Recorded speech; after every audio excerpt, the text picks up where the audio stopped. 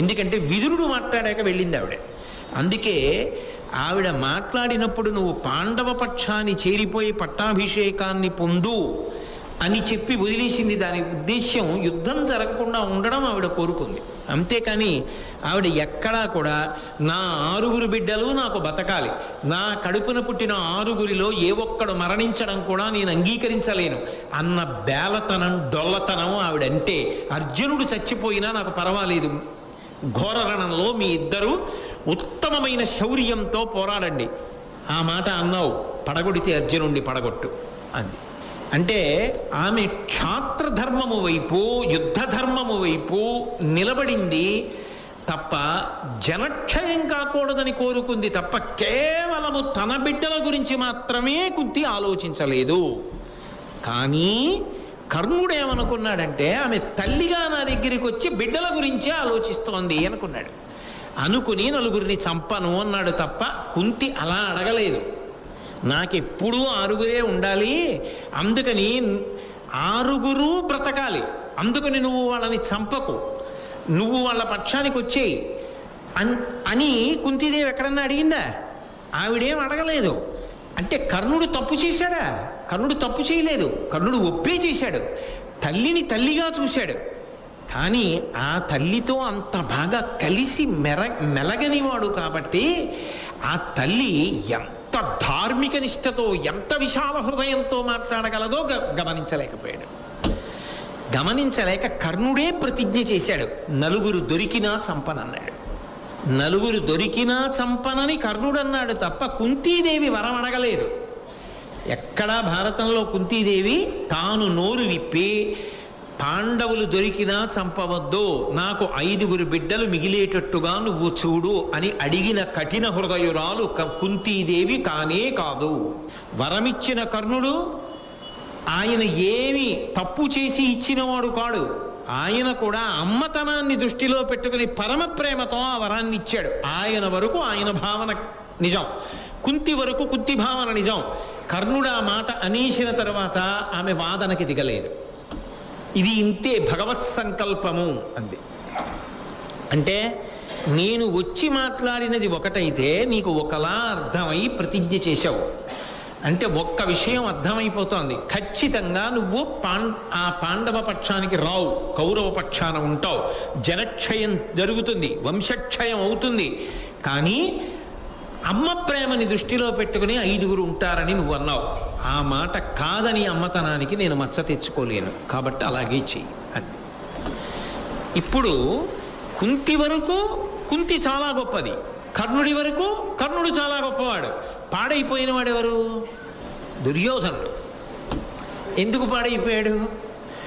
ఆవిడ ఎందుకు వచ్చిందో కర్ణుడు సరిగ్గా అర్థం చేసుకుని ఉంటే ఈ మాట అనక్కర్లేదు.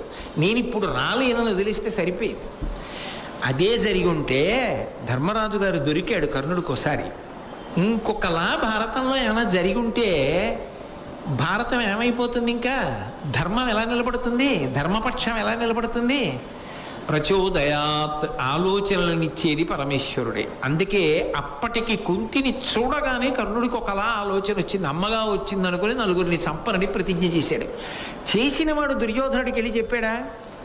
దుర్యోధన, నేను ప్రతిజ్ఞ చేశానయ్యా, పాండవుల్లో 4 చంపను, అర్జునుడు ఒక్కడిని చంపుతాను.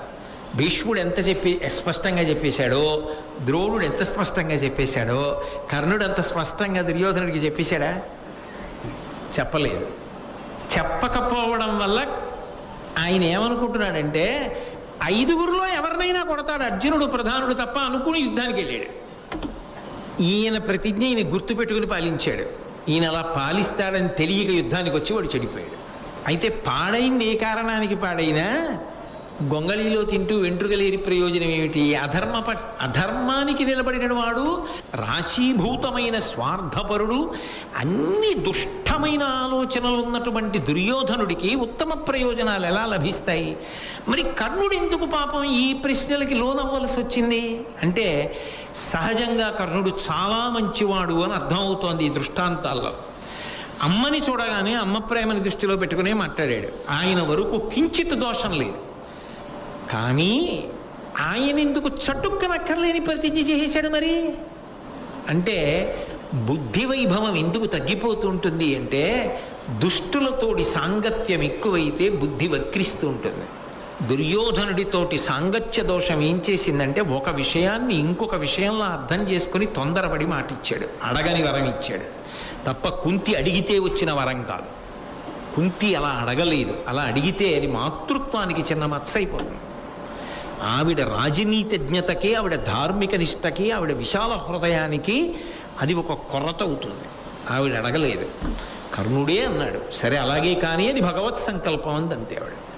ఎందుకని ఇక్కడికి వచ్చే ముందు ఆవిడ కృష్ణ రాయబారానికి వెడుతున్న కృష్ణుడితో మాట్లాడింది, రాయబారం చెప్పి వచ్చిన కృష్ణుడితో మాట్లాడింది, విదురుడితో మాట్లాడింది, తర్వాత గంగ ఒడ్డుకు వచ్చింది. అందుకని ఆమెది మొత్తం యుద్ధం ధర్మానికి సంబంధించిన ఆలోచన. కర్ణుడికి సంబంధించినంత వరకు ఇప్పుడు నా దగ్గరికి వచ్చిందంటే అమ్మగా తన బిడ్డల కోసం వచ్చిందన్న ఆలోచన.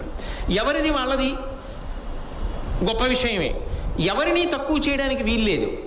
కానీ ఈ విషయం దుర్యోధనుడికి చెప్పేస్తే వెళ్ళి ఇంకొకటి కూడా ఏం చెప్పాలి? ఎందుకు చేసావు ప్రతిజ్ఞ, నలుగురిని ఎందుకు చంపావు అని అడిగితే ఏం చెప్పాలి?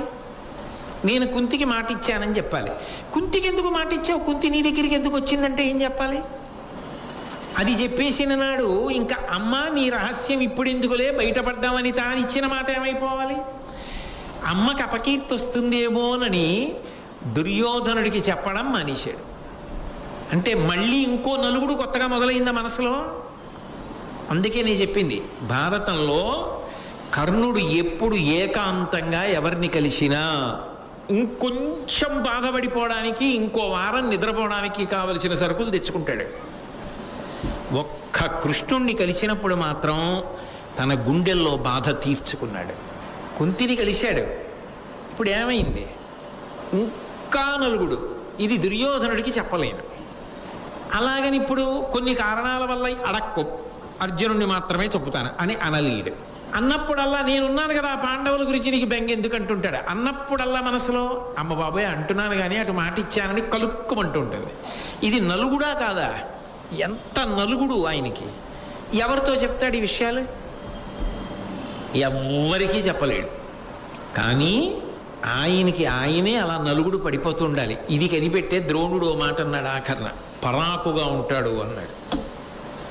దేని మీద ఉండవలసినటువంటి దృష్టి దాని మీద పెట్టాడు అన్నాడు. ఎలా పెడతాడు? ఇటు చూస్తే ఒకరికి మాట, అటు చూస్తే ఒకరికి మాట. ఎలా అక్కడ చేయడం? ఏదీ పైకి చెప్పుకోలేడు. త్వరలో వెలుగుతున్న అగ్ని ఉన్న పెద్ద పచ్చ చెట్టు పైకి చక్కగా ఉంటాడు, ఆకులతో, కొమ్మలతో, రెమ్మలతో, పిందెలతో, కాయలతో ఉంటాడు. కానీ ఆ చెట్టుకి తెలుసు దాని త్వరలో మంట మండుతోందని. బాధ చెట్టుకొక్కదానికే తెలుసు, అందం ఊరందరికీ తెలుసు. ఏదో లోకంలో ఓ సామెత చెప్తూ ఉంటారు, బాధ చెవులది అందం బొగ్గలది అని. చెవులకి ఆభరణాలు పెట్టుకుంటారు, పెట్టుకుంటే చెవి కుట్టించాలా? చెవి కుట్టించడం అంటే దానికి ఒక కన్నం పెట్టించాలా? అది అంత తేలికైన విషయం అని ఎత్తురు రాదు, బాధేస్తుంది. మరి ఆ తర్వాత అది పూడుకోవాలి. అది పూడుకునే వరకు అందులో ఓ పుల్లో ఏదో పెట్టాలి.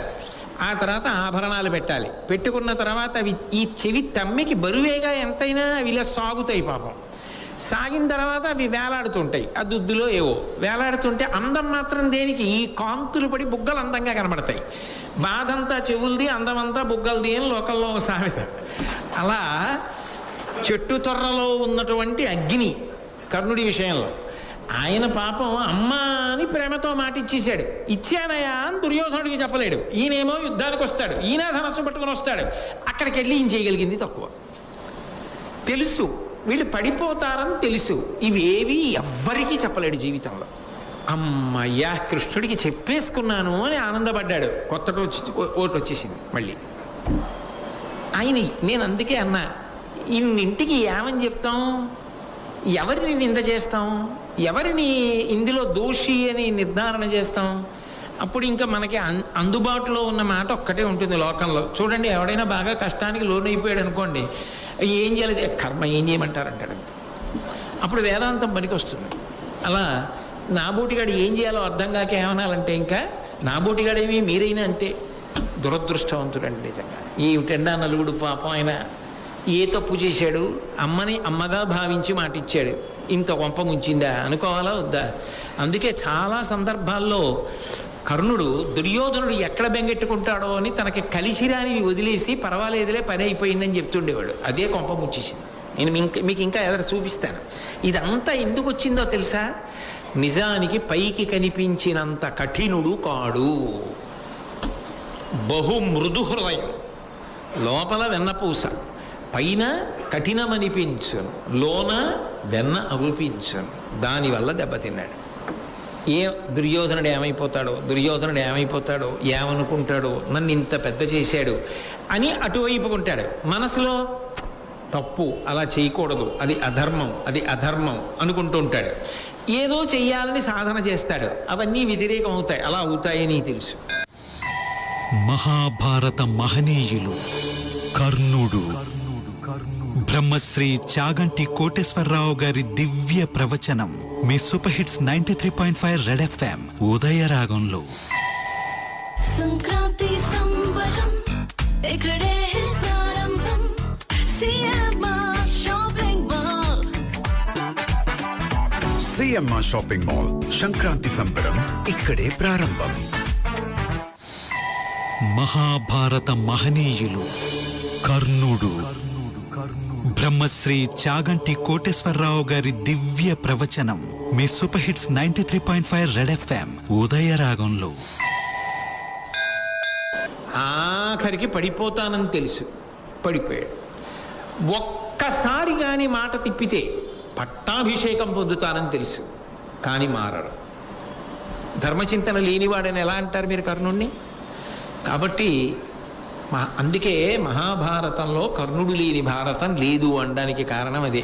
ఇన్ని మలుపులు తిప్పిన మహానుభావుడు ఆయనే.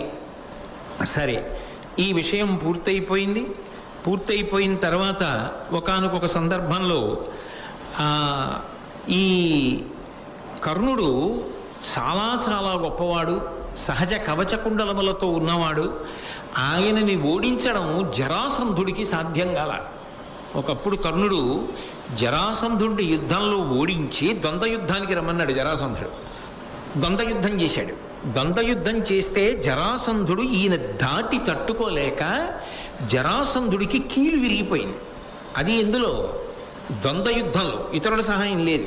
ఇతరుల సహాయం లేకుండా ఇద్దరూ చేసిన యుద్ధంలో జరాసంధుడంతటి వాడు కర్ణుడి యొక్క ప్రతిభకి ఆశ్చర్యపడిపోయి ఒక నగరాన్ని బహూకరించాడు. అబ్బా, ఏమి శౌర్యం, ఏమి పరాక్రమవంతుడవయ్యా నువ్వని. ఇంతటి పరాక్రమవంతుడు అన్నిటినీ మించి పుట్టుకతో కవచకుండలాలు ఎవరికి ఉంటాయి? ఎవరికి ఉండవు. పుట్టుకతో కవచం, పుట్టుకతో కుండలాలు ఉన్నాయి అన్న మాటకు అర్థం ఏమిటి? ఆయన్ని ఓడించలేము, అది ఖచ్చితం కదా. ఓడించలేము అన్నమాట కూడా వదిలేయండి. ఓడించలేము కన్నా ఆయన్ని చంపలేము, అది సత్యం. కవచం ఉన్నంతకాలం గుండె భేదింపబడదు. కాబట్టి గుండెలు భేదింపబడనంతకాలం వీరుడు చనిపోయే అవకాశం ఉండదు. కాబట్టి సహజమైనటువంటి కవచం ఉన్నది. సహజమైనటువంటి కవచము, సహజమైన కుండలములు ఉన్నాయంటే కర్ణుడి యొక్క మరణమంత తేలిక కాదు అన్నది ఆయన పుట్టుకలో తెలుస్తోంది. కర్ణుడు బ్రతికున్నంత కాలం మనకి విజయం తథ్యమన్న విషయం నమ్మకం కాదు అన్నది ధర్మరాజుకి తెలుసు. అందుకే ధర్మరాజుకి పుట్టుకతో మహావీరుడు కర్ణుడు అని ఒక గొప్ప నిశ్చితాభిప్రాయం. పుట్టుకతో ధర్మాత్ముడు ధర్మరాజు అని ఒక గొప్ప నిశ్చితాభిప్రాయం కర్ణుడికి ధర్మరాజు విషయంలో. వాళ్ళిద్దరికీ పరస్పర గౌరవాలు ఉన్నాయి, బయటపడరు కానీ. కాబట్టి ఈ కవచకుండలాల గురించే బెగ్గ పెట్టుకుంటూ ఉండేవాడు. ఇప్పుడు మరి ధర్మరాజు గారు ఇంత బాధపడుతుంటే ఆ కర్ణుడు ఎక్కడ కొంప ముంచేస్తాడో భారత యుద్ధంలో అని భయం. కొంప ముంచేయడం అంటే ఏమిటి? అవధ్యుడు చావడు, చావనివాడు ఇతరులను చంపి తీరుతాడు, వాడు చావడండి అంటారు.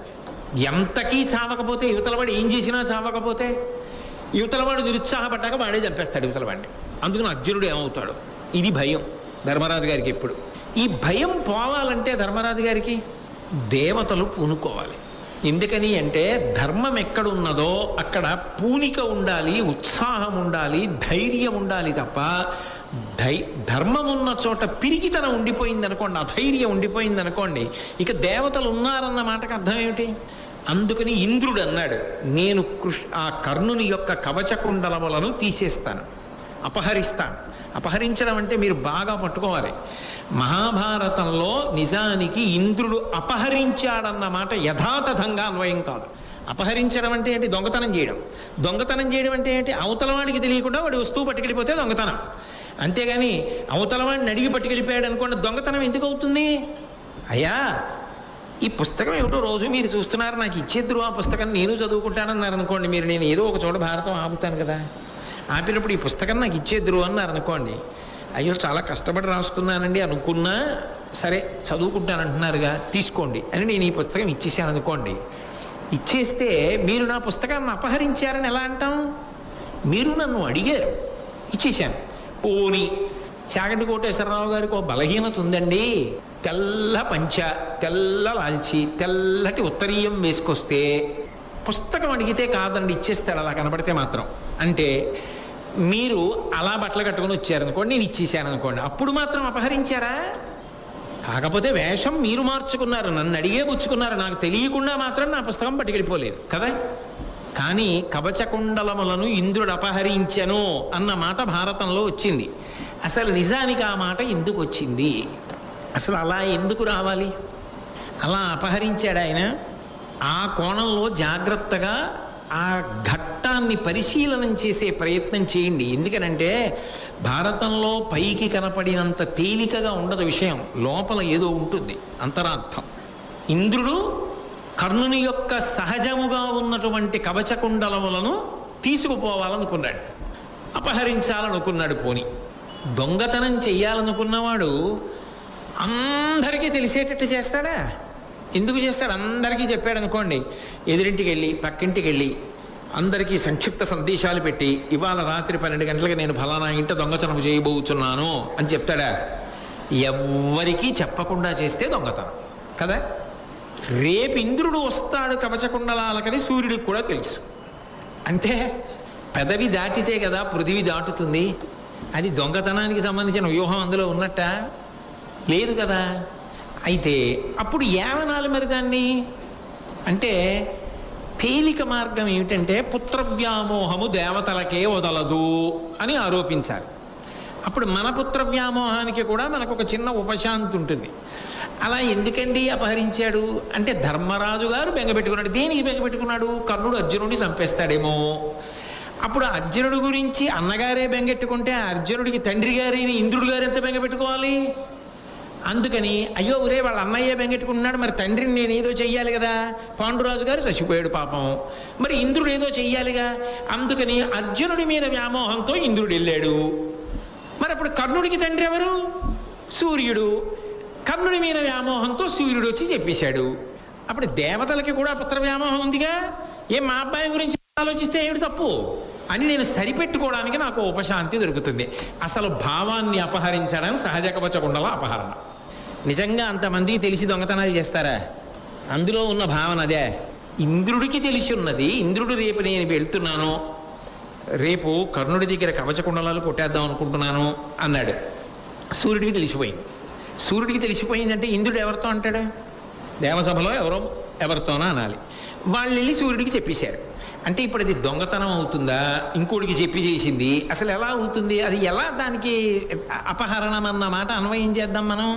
సరే పోనీ కథాపరంగా కాసేపు అలా పక్కన పెట్టి కథను ఆలోచించండి. సూర్యుడికి తెలిసింది. సూర్యుడికి సహజంగా ఏమిటి? ఒక లక్షణం ఉంటుంది, ఆయన పరమాత్మ దైవం. తనని నమ్ముకున్నవాడెవరో వాడు అన్యాయం అయిపోతుంటే ఆయన చూస్తూ ఊరుకోడు. అందున ఇప్పటికే కొంత అన్యాయం అయిపోయి ఉన్నాడు అనుకోండి, ఆయనకి ఇంకా ఆదుకోకపోతే మనసు ఊరుకుంటుందా? ఇప్పటికే చెప్పలేదుగా కర్ణుడు నా కొడుకని, చెప్పనందుకు అన్యాయం అయిపోయాడుగా పాపం. చెప్పకుండా ఇంకా ఎక్కడుంటాడు? పైగా ఆయనకి ఆపద వస్తుంటే ఎలా ఊరుకుంటాడు? ఆ సూర్యుడిని ఉపాసన చేసి వచ్చినవాడు కదా కర్ణుని యొక్క అవతారం. కాబట్టి సూర్యుడు ముందు పరిగెత్తుకుంటూ వచ్చాడు బ్రాహ్మణ వేషంలో. ఆ వచ్చినప్పుడు కూడా ముందు సూర్యుడిగా రాలేదు, అది విచిత్రం. ముందు బ్రాహ్మణుడిగా వచ్చాడు. వచ్చి కర్ణుడి ముందు నిల్చున్నాడు. అయ్యా ఎవరు మీరు, ఏం కావాలి, ఎందుకు వచ్చారు అని అడిగాడు. అడిగితే వెంటనే సూర్యుడు అన్నాడు కర్ణుని ఉద్దేశించి, అమృతమయంబు సువ్యసుగుణాకర ఈ మహనీయ వస్తుయుగ్మము ఇవి ఉండునేని త్రిజగంబులయందు అశేష శత్రులోకమునకు నీవు వజ్జుడవు కావు, నిరంతర సౌఖ్య సాంద్ర మోదమున వెలుంగుదువు, ఏనిది హితంబుగా చెప్పితే మోసపోకుమి. చాలా జాగ్రత్తగా పరిశీలించాలి పద్యాన్ని మీరు. అమృతమయంబు సువ్వే సుగుణాకర, సుగుణములకు ఆలమైనటువంటి వాడా, సముద్రము వంటివాడా, ఓ కర్ణ, నీ దగ్గర ఉన్నటువంటి 2 వస్తువులు అమృతమయములు, అమృతముతో తడిసి ఉన్నాయి. అందుకని అవి ఉన్నంత కాలము ఈ మహనీయ వస్తు యుగ్మము ఇవి యుండునేని త్రిజగంబులయందు అశేష శత్రులోకమునకు నీవు వధ్యుడవు కావు. ఈ కవచమున్నదే ఇది అమృతమయం, నీకున్న కుండలములున్నాయే అమృతమయములు.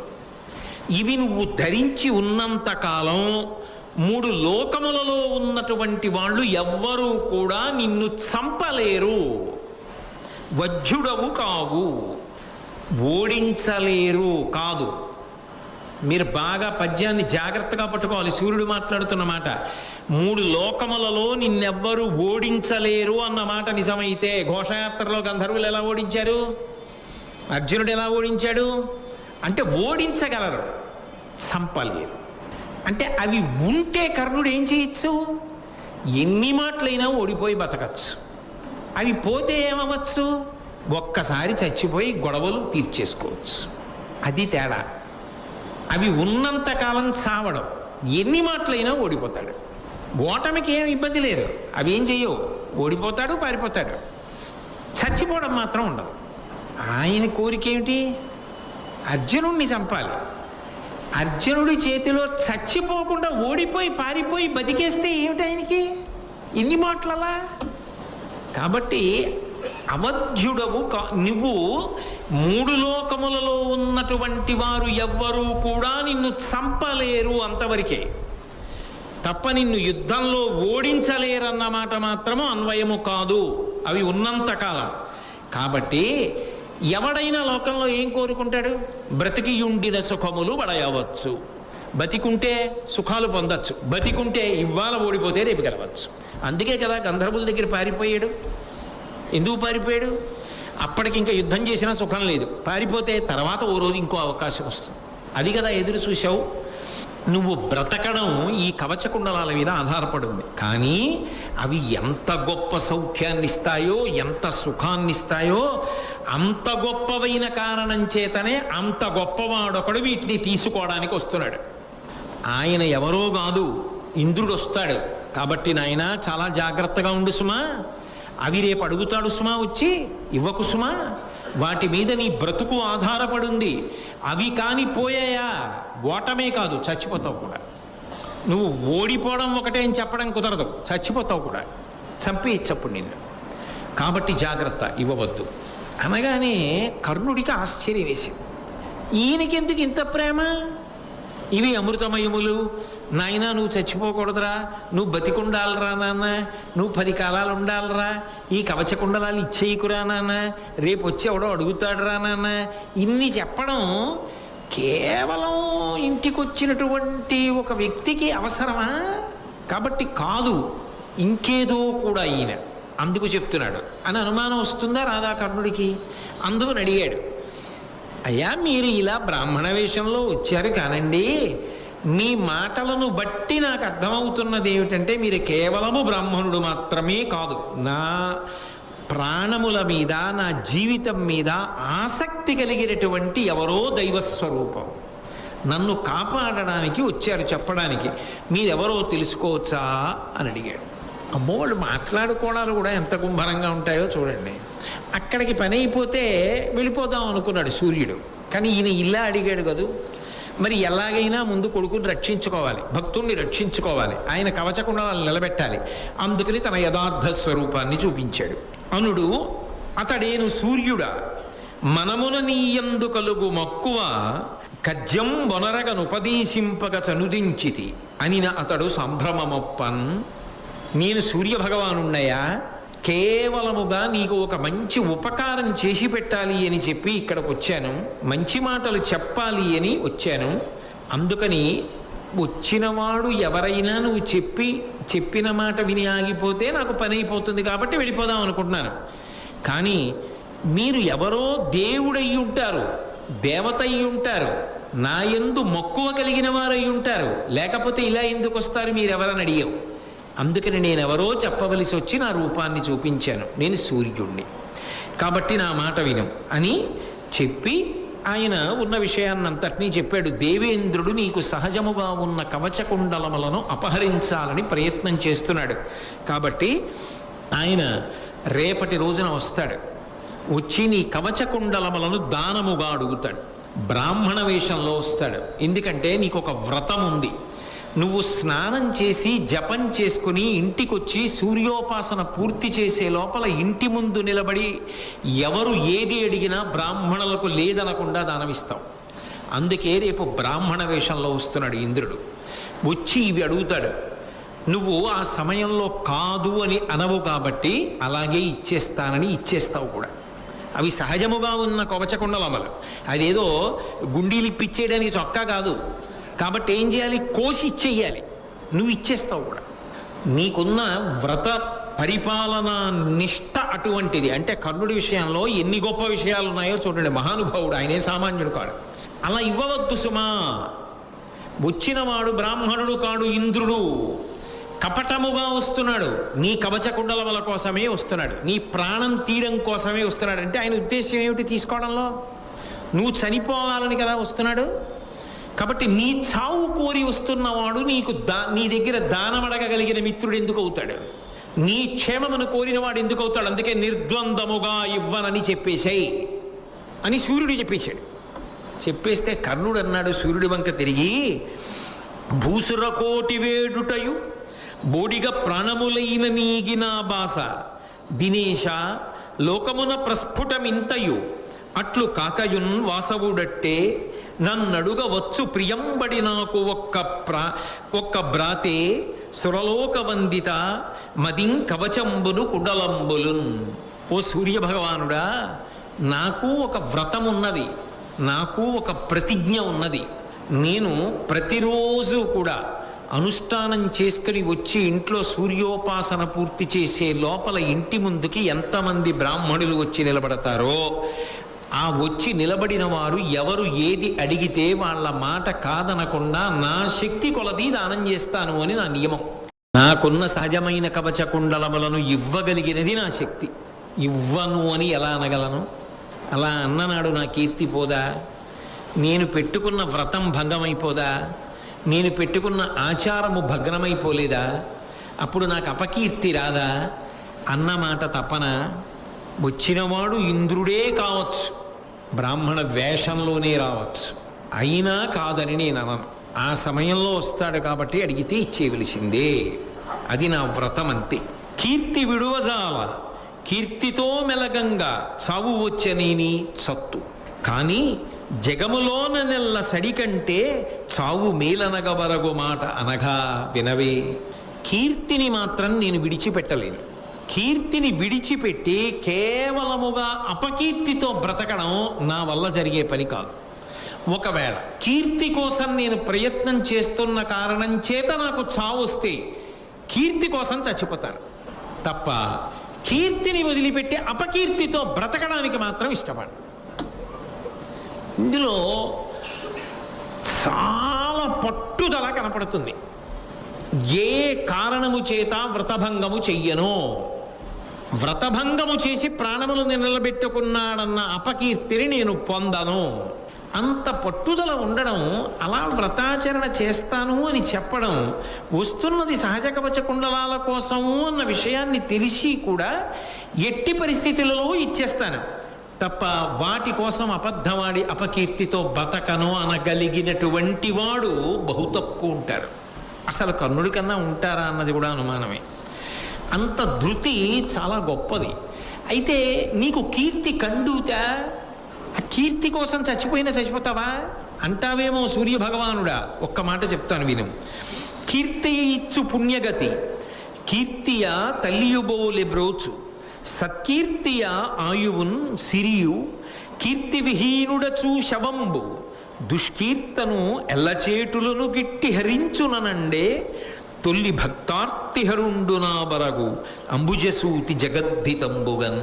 ఓ ఇంద్రుడా, నీకు తెలియనిదా, మనిషి సంపాదించుకున్నటువంటి కీర్తి ఏది ఉంటుందో అదే పుణ్యగతినిస్తుంది. ఎందుకంటే లోకంలో ఒక విషయాన్ని చెప్తారు, మనిషి యశో శరీరము అని ఒకదాన్ని పొందుతాడు. భౌతికమైన శరీరము శాశ్వతముగా ఉండదు కదా, భౌతిక శరీరం పడిపోతుంది, యశో శరీరము మిగిలిపోతుంది. ఆయన పేరు అలా కీర్తి వినపడుతూనే ఉంటుంది. మహానుభావుడు ఎంత గొప్పవాడండి అంటుంటారు లోకంలో. ఓ డొక్కా సీతమ్మ గారిని తలుచుకున్నారనుకోండి, మహాతల్లి ఏమి అన్నదానం చేసిందండి అని తలుచుకుంటుంటారు. లోకంలో కీర్తి ఎంతకాలము నిలబడుతుందో అంతకాలము స్వర్గలోకవాసం ఇస్తారు అని. అందుకని యశో శరీరుడై నిలబడాలని కోరుకుంటాడు. మనిషి కీర్తి కోసం ప్రయత్నం చెయ్యాలి, ప్రయత్నపూర్వకంగా కీర్తిని సంపాదించుకోవాలి. కష్టపడకుండా కీర్తి రమ్మంటే ఎక్కడి నుంచి వస్తుంది? కష్టపడితే, ఉత్తమ కర్మలు చేస్తే, త్యాగం చేస్తే కీర్తి వస్తుంది. కాబట్టి యశమునందు అనురక్తియు ప్రకృతి సిద్ధ గుణంబులు సజ్జనాళికి అంటాడు భర్తృహరి. కీర్తి పొందాలనేటటువంటి కోరిక సజ్జనులకు మాత్రమే కలుగుతుంది. ఎంత కష్టపడైనా నేను కీర్తివంతుడనవుతాను తప్ప అపకీర్తి నాకొద్దు అనుకుంటారు. కాబట్టి కీర్తియ ఇచ్చు పుణ్యగతి, కీర్తియ తలియుబోలె బ్రోచు. అమ్మ పసిబిడ్డడు తనని తాను రక్షించుకోలేని వాడిని అమ్మ ఎలా కాపాడుతుంటుందో, వాడికి ఆకలిస్తుంది, అమ్మ నాకు ఆకలిస్తోందని అడగడం రాదు, కానీ వాడి ఆకలి గుర్తిరిగి అమ్మ వాడికి పాలిస్తుంది. కీర్తి పొందిన వ్యక్తి ఎక్కడికి వెళ్ళనివ్వండి, ఆయన కీర్తి వలన ఆయన అవసరములు తీరిపోతుంటాయి. ఆయన అండి అని ఆ పని చేసి పెడుతూ ఉంటాడు. ఆ కీర్తి ఆయన అవసరములు తీరడానికి కారణం. తల్లి ఎలా కాపాడుతుందో ఆయన కీర్తి ఆయనను అలా కాపాడుతూ ఉంటుంది. కీర్తియే ఆయువును. మనిషి కీర్తే మనిషికి ఆయుర్దాయం. ఎందుకో తెలుసా? ఉత్తమ కర్మలు చేసి కీర్తి సంపాదించుకున్నవాడు 10 కాలాలు బ్రతికుండాలని చెప్పి ప్రతి వాళ్ళు నమస్కారం చేస్తారు. అది సహజం లోకంలో. 10 మందిని ఆదుకునేవాడు, 10 మంది కోసం బ్రతికేవాడు ఎక్కడుంటాడో వాడు 10 కాలాలు బతికుండాలని 10 మంది పూజలో చెప్తారు. వాళ్ళ పూజ వాళ్ళు చేసుకుంటూ ఆయన 10 కాలాలు బతకాలి అని చెప్పుకుంటారు. కొంతమంది తల్లులైతే మాయుర్దాయం కూడా పోసుకుని నాయన నువ్వు బ్రతకరా అని ఆశీర్వచనం చేస్తారు. అందుకే ఆయుర్దాయము దేని వలన వస్తుంది అంటే కీర్తి వలన వస్తుంది. ఆ కీర్తి ఆయువు, సిరియు. కీర్తే ధనం. నిజానికి కీర్తి ఉన్నవాడు పరుసు మర్చిపోయినా వచ్చే బాధ ఏమి ఉండదు. అపారమైన కీర్తివంతుడు అనుకోండి, ఆయన పరుసు జేబులో పెట్టుకోవడం మర్చిపోయాడు. ఆయన పరుసు జేబులో పెట్టుకోవడం మర్చిపోయి ఎలా అక్కడికి ఎక్కడికో వెళ్ళాలి, చాలా దూరం వచ్చేసాను అనుకున్నా ఎవరో వచ్చి నమస్కారం పెట్టి ఏమిటండి ఆలోచిస్తున్నారు అంటే, అబ్బాయి ఏం లేదండి, ఏదో మామాట పడుతున్నారు మీరు ఎందుకో అంటే, లేదు ఇంట్లో పరుసు మర్చిపోయానండి, మళ్ళీ ఎలా వెళ్ళడమా అని ఆలోచిస్తున్నాను, తాళం చెవి కూడా లేదు, ఇల్లు తాళం వేసుకుని తను పట్టుకుని వేరే పని మీద వెళ్ళింది, ఏదో బంధుగృహంలో ఉత్సవం ఉంటే మళ్ళీ అక్కడికి వెళ్ళాలి, మళ్ళీ అక్కడి నుంచి తాళం తెచ్చి ఇక్కడ ఇంట్లో తాళం తీసి పొరసట్టుకొచ్చి నేను వెళ్ళేటప్పటికి పని వేళ దాటిపోతుందని ఆలోచిస్తున్నాను అంటే, మీరు భలేవారే, అంత ఆలోచించాలా, నేను ఇప్పుడు ఏం పెద్ద రాజకార్యం మీద వెళ్ళటం లేదు, నా కార్యక్రమం పని పూర్తి చేసి తీసుకొచ్చి ఇంట్లో దింపేస్తాను అంటాడు. బస్సులో పెడదాం అనుకున్నవాడు చల్లటి కారులో వెళ్ళి పని పూర్తి చేసుకుని ఇంటికి వెళ్ళిపోతాడు. డబ్బుంటే బస్సు ఎక్కి వెళ్ళాలి, కీర్తి ఉంటే పరుసు మర్చిపోయినా ఏసీ కారులో వెళ్ళచ్చు.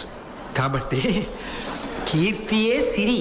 కీర్తిని మించిన ఐశ్వర్యం ఏముంటుంది, అంతగా మించిన డబ్బే ఉంటుంది. కీర్తిహీనుడచు శవంబు. ఏ కీర్తి లేనివాడు శవంతో సమానం. అక్కడ శవం ఉందనుకోండి అందరూ దూరంగా పోతారు. ఏ కీర్తి లేదనుకోండి జీవితంలో, వాడు ఏ ఉపకారం ఎవరికీ చేయలేదని గుర్తుదాన్ని. ఇది కీర్తి అంటే ఏమిటండి? ఎవ్వరికీ ఏ ఉపకారం చేయలేదు. ఎవ్వరికీ ఏ ఉపకారం చేయని వాడు ఎవరికి తెలుస్తాడు? ఎవ్వరికీ తెలియదు. శవాన్ని పట్టించుకోకుండా అలా పక్క నుంచి ఎలా పోతారో శవాన్ని శవం తాలూకా వాళ్ళే పట్టించుకోవాలి. మీరు ఒక విషయాన్ని బాగా గుర్తుపెట్టుకోవాల్సింది ఉంటుంది. చాలామందికి లోకంలో ఒక భయం ఉంటుంది, చచ్చిపోయాక ఎలా అని. చచ్చిపోయాక ఎలా అని ఆలోచించవలసిన వాళ్ళు లోకంలో ఒక్క కడుపున పుట్టిన సంతానమే. అథవా కాకపోతే చిట్ట చివర దాని గురించి ఆలోచించవలసిన వాళ్ళు పురపాలక సంఘం వాళ్ళు. చచ్చిపోయాక ఎలా అన్న దాని గురించి ఆలోచించవలసిన అవసరమే లేదు. చచ్చిపోయే లోపల ఎలా అన్నదే మనం ఆలోచించాలి. ఈ లోపల ఏం చెయ్యాలి, మరణం వచ్చే లోపల నేను ఎంత చెయ్యగలను, ఏం చెయ్యగలను అన్న వరకే. దాని తర్వాత ఎందుకు అసలు? దాని తర్వాత ఏం చేయాలన్న ఆలోచించవలసింది కొడుకు, కాకపోతే అల్లుడు, కాకపోతే మనవలు, కాకపోతే స్నేహితులు, ఆఖరికి ఎవరు కాకపోతే పురపాలక సంఘం. అది మనది కానీ కాదు దాని గురించి. కాబట్టి దాని గురించి ఆలోచించవలసిన విషయమే లేదు. అసలు దాని గురించి బెంగే పెట్టుకోక్కర్లేదు. బెంగట్టు పెట్టుకుంటే ఊపిరున్నంత కాలం నేను ఏం చెయ్యాలని ఆలోచించాలి. అది ధీరత్వం. కాబట్టి అమ్మో, కర్ణుడు మాట్లాడితే కొన్ని విషయాలు ఎంత అద్భుతంగా మాట్లాడతాడండి. కాబట్టి కీర్తి విహీనుడచూ శవంబు, ఏ కీర్తి లేనివాడు, ప్రయత్నపూర్వకంగా ఏ మంచి పని చెయ్యనివాడు శవంతో సమానం. శవం చూసి కొద్దిగా దూరంగా జరిగినట్టే, ఏ కీర్తి లేదంటే అపకీర్తి ఒకవేళ ఉంటే వాడిని చూసి దూరంగా బోరు, రావణాసురుని తీసి దగ్గరికి వెళ్తారా ఎవరన్నా? కాబట్టి దుష్కీర్తను ఎల్లచేటులను గిట్టి హరించుననండే. అన్ని ఉపద్రవాలు ఎందుకు వస్తాయంటే అపకీర్తి వల్ల వస్తాయి. అపకీర్తి సంపాదించాడంటే దాని అర్థం ఏంటి? లోకాన్ని బాధపెట్టాడనేనా? లోకానికి మంచి చేసిన వాడు బతికుండాలని ఎలా కోరుకుంటారో అలా అదే పనిగా అందరినీ బాధ పెడుతుంటే ఏమంటారు? ఇంత చంపేస్తున్నాడు అందరినీ బా అని 10 మంది నమస్కారాలు పెడితే వాడికి కీడు వస్తుందా రాదా?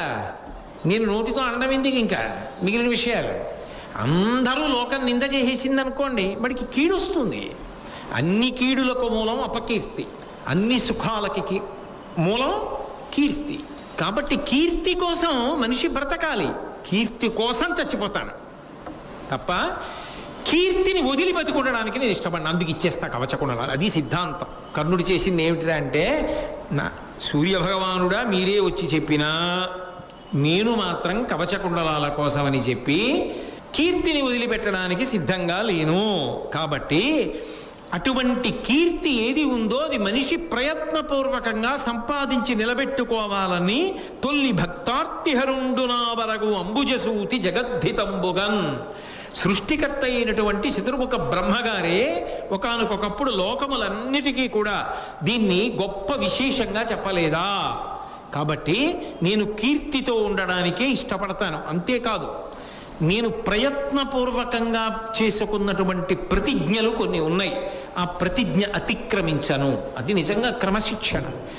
కొంతమందికి జీవితంలో క్రమశిక్షణ ఉంటుంది, వాళ్ళు అలా పెట్టుకుంటారు. ఏది యామనివ్వండి, జీతం వచ్చిన తరువాత ఒక 500 రూపాయలు తీసి పక్కన ఒక డబ్బాలో పెట్టేస్తా. అది కొంత అయ్యాక ఏదో ఒక మంచి పనికి వెచ్చించి ఖర్చు పెట్టేస్తా. మంచి పని అంటే ఇంట్లో కుర్చీ కొనుక్కోవడానికి కాదు, ఎవరికో ఎక్కడో ఏదో అవసరం నేనున్నాను అని ఆదుకోవడానికి ఖర్చు పెట్టేస్తాను. నా సంపాదనలో ప్రతి నెల ఒక 500 రూపాయలు నాది కాదు. అది ఒక 5,000 అయిన తరువాత అవసరంలో ఉన్నాడని నా మనసు నమ్మేటట్టుగా ఎవడు కనపడతాడో వాడికి ఇచ్చేస్తాను. అది నేను సమాజము కొరకు, తద్వారా నా జీవుడి అభ్యున్నత కొరకు నేను సంపాదిస్తున్నది అని. అది క్రమశిక్షణ. అసలు అటువంటి సంకల్పం రావడం గొప్ప.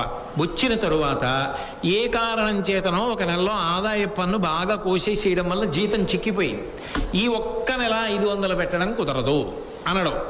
2 ఆధారవులకి బదులు 1 ఆధారవే తింటాను తప్ప 500 పెట్టడం మాత్రం మానను అని అలాగే పెట్టేస్తాడు. అది క్రమశిక్షణ. ఎందుకనంటే అన్నిటికన్నా జీవితంలో గొప్ప విషయం ఏంటంటే ఒక మంచి సంకల్పం కలగడం. అది ఎట్టి పరిస్థితుల్లోనూ కాదనడానికి వీల్లేదు, మంచి సంకల్పం కలగడమే గొప్ప. అయితే సంకల్పం ఒక్కటి మిగిలిపోయి దానికోసం ప్రయత్నం మాత్రం అడుగంటిపోయింది అనుకోండి, నవ్వుల పాలైపోతాడు. నేనేదో అవ్వాలని ఓ కోరిక ఉండడం గొప్ప. నేను డాక్టర్ని అవ్వాలి, మంచిదే. నేను ఐఏఎస్ చదువుకోవాలి, చాలా మంచిదే. నేను మంచి ఇంజనీర్ అవ్వాలి, మంచిదే. ఉండి తీరాలి. ఆశయం ఉండకూడదని ఎవ్వరనరు, ఆశయం ఉండాలి. ఆశయంతో పాటుగా ఏముండాలంటే దానికి కట్టుబడి బ్రతకగలిగినటువంటి క్రమశిక్షణ ఉండాలి. ధృతి, పట్టుదల. నేను అలా ఉంటా, ఏది ఏమని నేను దానికోసం నిలబడతా. అంతేగాని ఇవ్వాలని రేపటికి విసుగు రాకూడదు. ఇవి అంటే నాబోటి వాడి విషయంలో ఉన్నావు కాబట్టి ఇది బాగా చెప్పగలుగుతున్నాను.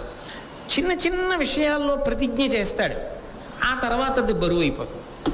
ఎక్కడో సుప్రభాతం వింటాడు, వెంకటేశ్వర సుప్రభాతం, చాలా బాగుంది, ఇంక నుంచి నీకు చెప్తున్నాను, ఇంకా ఏది ఏమైపోని ప్రతి శనివారం మన ఇద్దరం 4 అయ్యేటప్పటికి లేవాలి.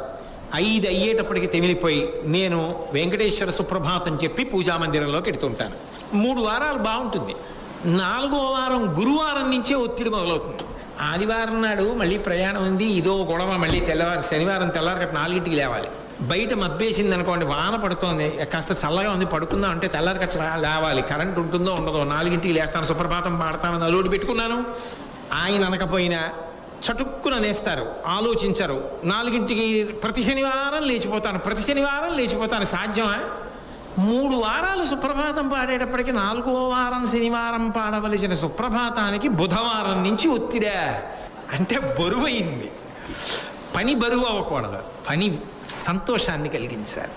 నువ్వు ఏది చేస్తున్నావో అది రేపు చేయడానికి సంతోషం ఉండాలి, ఎల్లుండి చేయడానికి సంతోషం ఉండాలి, ఆ తర్వాత చేయడానికి సంతోషం ఉండాలి. అది అధర్మం మాత్రం కాకుండా ఉండాలి. మీరు చెప్పినట్టు సంతోషంగానే చేస్తున్నానండి అని చెప్పి చెయ్యకూడనివి చేయమని కాదు. చెయ్యవలసిన వాటి విషయంలో సంకల్పం ఎంత గొప్పదో అది చెయ్యడానికి చేసే ప్రయత్నంలో సంతోషాన్ని పొందడం అంత గొప్పగా ఉండాలి. పుస్తకం చదవడం అంత సంతోషంగా ఉండాలి. అబ్బా చదవాలని తలకొట్టుకు చదవకూడదు. అబ్బా నా అదృష్టం చదువుతున్నానని చదవాలి. నా అదృష్టం పూజ చేస్తున్నానని చెయ్యాలి, నా అదృష్టం భోజనం చేస్తున్నానని చెయ్యాలి, నా అదృష్టం ప్రవచనం చేస్తున్నానని చెయ్యాలి. ఇవాళకి అయిపోయింది అబ్బా అని దిగిపోకూడదు. అబ్బా రేపు వస్తే ఎప్పుడు వస్తుందో అంటూ దిగాలి. అది జీవితంలో ఉండవలసిన పూనికి. అది ఉన్న చోట విజయం ఉంటుంది, అది ఉన్న చోట కీర్తి ఉంటుంది తప్ప సంకల్పం మంచిదై అనుష్ఠానము బలహీనమైపోతే, ఆచరణ యందు తట్టుకోలేక ఎవడు చేస్తాడని బెంగెట్టేసుకుంటే వాడు సాధించలేడు. చెయ్యడంలో సంతోషంతో దానికోసం సాధన చేసిన వాడెవడో వాడే కృతకృత్యుడై కీర్తిని సంపాదించి చాలామందికి ఆదర్శప్రాయుడవుతాడు. ఇదొక్కటి జీవితంలో పట్టుకోగలిగితే మీరు అనుకున్నది మీరు కాగలరు. ఇదొక్కటి చేత కాకపోతే జీవితంలో పక్కన ఉన్న హుండీలో 10 రూపాయలు పెట్టి ఇంకోటికి ఇవ్వడం కూడా సాధ్యం కాదు. అవసరాలు బతికున్నంత కాలం ఉంటాయి, ఉండకుండా ఎలా ఉంటాయి. 10 ఉంటే 11 రూపాయలకు ఉంటుంది, 11 ఉంటే 12 రూపాయలకు ఉంటుంది తప్ప 10 రూపాయలే ఉంటే 5 రూపాయలే అవసరాలు ఉండడం అన్నది ఎప్పుడూ ఉండకపోవచ్చు. కాబట్టి మనిషికి సంకల్పం ఉండాలి. ఆ సంకల్పము చేత అన్ని అవసరముల కన్నా అవసరం కూడా కావాలి. సరే, అందుకని నాకు కొన్ని ప్రతిజ్ఞలు ఉన్నాయి. ఒకటి కాదు, ఆయన నిజంగా ఆచరించాడు అంటే కర్ణుడు ఎంత గొప్పవాడు అని చెప్పడానికి నేను ఇంత నేపథ్యం చెప్పా. ఒక్క సుప్రభాతం పఠిస్తానని నాలాంటి వాడు ప్రతిజ్ఞ పెట్టుకుంటేనే వేళ్ళు విరిస్తే 3 వారాల తర్వాత ఇన్నిటికీ చెయ్యడానికి కవచకుండలాలు ఎత్తుకుపోవడానికి ఎవడో వస్తున్నాడన్నా కూడా ఇచ్చేస్తాను తప్పన నేను ప్రతిజ్ఞ మాత్రం అన్నాడంటే కర్ణుడు మామూలు మనిషి అండి. ఎంత గొప్పవాడు! అంత గొప్పవాడి గురించి చెప్పడం నాకెంత సంతోషం, వినడం మీకెంత సంతోషం. అందుకు కదా చెప్పుకుంటున్నాం. అలా బ్రతకగలగాలి మనిషి, అది దీక్ష అని ఆయన అన్నాడు. ఒకటి కాదు సూర్యభగవానుడా, ఇంకా చాలా ఉన్నాయి నాకు, విను ఒక్కసారి చెప్తాను అని చెప్తున్నాడు. ఎప్పుడైనా నిన్నని చెప్పాను, ఇందాక చెప్పాను, ఆయన దానం చేసే వేళ ఒకటి ఉంటుంది. ఆ వేళలో ఏ బ్రాహ్మణుడు వచ్చినా నా శక్తి వంచన లేకుండా దానం చేస్తా. అంటే అడిగినవన్నీ తెచ్చిచ్చేస్తానని కాదు. అయ్యా ఓ పంచల చాపు ఇవ్వండి అంటే 3 ఉంటే ఒకటి ఇచ్చేస్తా, ఎందుకంటే ఒంటి మీద ఒకటి దండం మీద ఒకటి చాలు కదా అని ఇచ్చేస్తా. 2 ఉంటే ఏమో ఒకటి ఇచ్చేసి ఒక్కదాంతో ఉండడానికి అనుమానపడి అప్పుడు ఏమైనా దానికి ప్రత్యామ్నాయం ఆలోచిస్తానేమో. అప్పుడు ఏదో అయ్యా ఇదిగో ఇది ఉంచుకోండి మీ దగ్గర అని ఇంకేమైనా మార్గం చూపిస్తానేమో, నా దగ్గర ఉన్న ద్రవ్యం ఇవ్వడమో ఏదో చేస్తానేమో. శక్తి వంచన లేకుండా ఆ సమయంలో వచ్చిన వారికి దానం చేస్తాను. 1. 2, శత్రువు ఎంత బలవంతుడైనా యుద్ధ భూమిలోకి వెళ్ళాక సంహరించడానికే ప్రయత్నిస్తాను. వాడు బలవంతుడని మాత్రం యుద్ధం చేయకుండా పారిపోను. యుద్ధం చేశాక తర్వాత వేరే విషయం. ఒకవేళ అలా యుద్ధం చేసినప్పుడు అవసరమైతే మరణించడానికి వెనుకాడను, వీరమరణం పొందడానికి సిద్ధంగా ఉంటాను. ఎంతటి శత్రువు అవనివ్వండి, కర్ణా శరణం కాపాడు అని వస్తే శరణిచ్చేస్తాను, రక్షిస్తాను తప్ప చంపను. ఎంత శత్రువైనా కానీ, స్త్రీలు కానీ, చిన్న పిల్లలు కానీ, వయోవృద్ధులు కానీ, దీనులు కానీ, బ్రాహ్మణులు కానీ, నేను చాలా కష్టంలో ఉన్నానని అంటే నాకు ఎన్ని పనులున్నా పక్కన పెట్టి ముందు వాళ్ళ రక్షణ చూస్తాను. అలాగే ఇటువంటి నియమాలు కొన్ని పెట్టుకున్నాను. ఈ నియమాలను అతిక్రమించను. వీటిని పరిపాలన చెయ్యడం నా కీర్తికి కారణం. అవి నా జీవిత విధానంలో అంతర్భాగాలు. వాటిని వదిలిపెట్టి ఉండడం నాకు సంభవం కాదు సూర్య భగవానుడు. అందుకని నేను ఇంద్రుడే వచ్చినా ఏ వేషంలో వచ్చినా రావలసిన వేళలో వచ్చి అడిగితే మాత్రం ఇచ్చేస్తాను. ఆ విషయంలో మారుమాట లేదు. నాకు కీర్తి ప్రధానం. అంటే సూర్య భగవానుడు చూసి కీర్తే ప్రధానం, ఇచ్చేస్తానంటున్నావు కదా, కానీ నేను కూడా కొన్ని మాటలు చెప్తాను, జాగ్రత్తగా విను అని ఆయన చెప్పడం మొదలుపెట్టాడు.